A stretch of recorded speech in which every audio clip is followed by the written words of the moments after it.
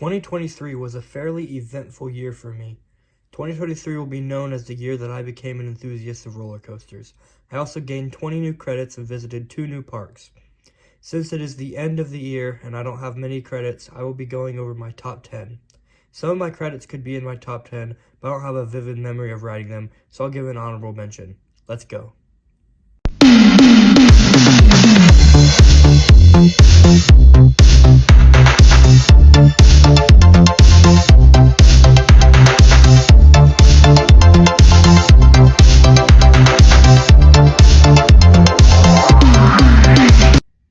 My honorable mentions are Expedition Everest at Disney's Animal Kingdom, The Raven at Holiday World, Steel Hog at Indiana Beach, and Outlaw Run at Silver Dollar City.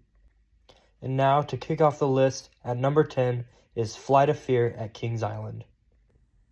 I have a lot of nostalgia for this coaster. On my first trip to Kings Island, my friends tricked me into riding it because I was a scared 12-year-old. I got on, and to my surprise, it looped. But I wasn't scared, I loved it.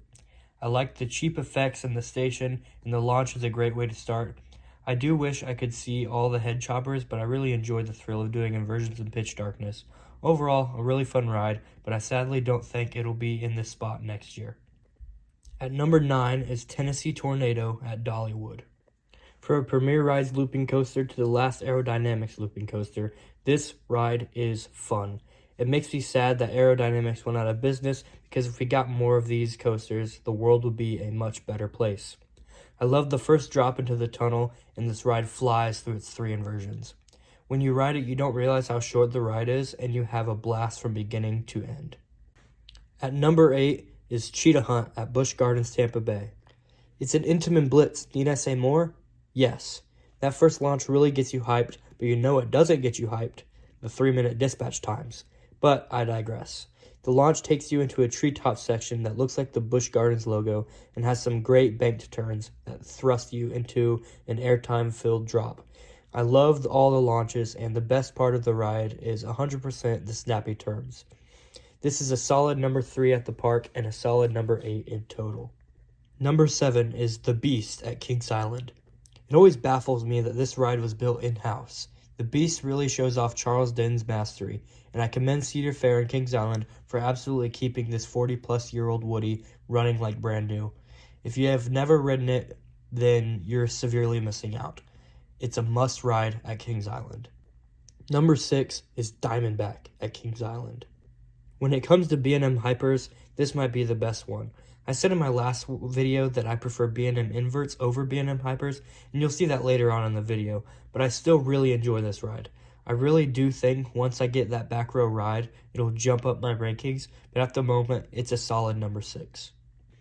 It's top 5 time, and leading the charge is Banshee at Kings Island.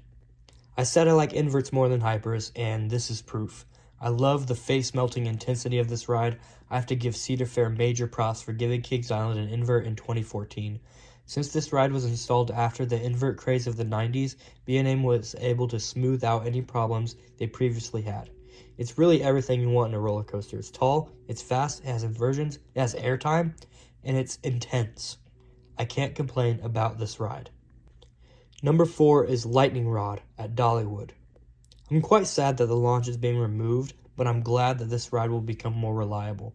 I think this ride will drop in my rankings and in the RMC rankings for everyone else. I consider myself lucky for being able to get 2 rides on this coaster in one day.